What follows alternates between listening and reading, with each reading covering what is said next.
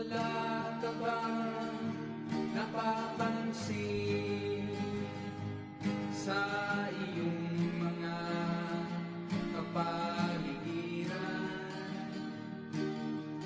Kay dumi na ng hangin, pati na ang mga ilog natin.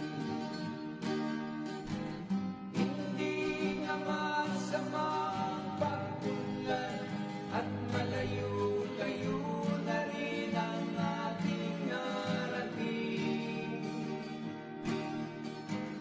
Ngunit masdan mo ang tubig sa dagat, dati kulay asul, ngayon naniitim.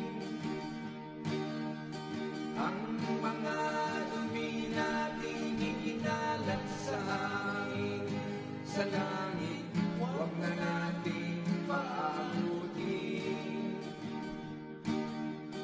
Upang kung tayo pumanaw man sa iwang hangin, sa langit natin matitingman.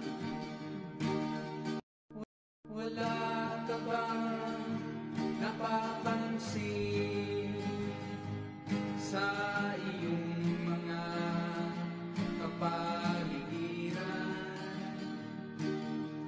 Kay dumi na ng hangin, pati na ang mga ilog natin.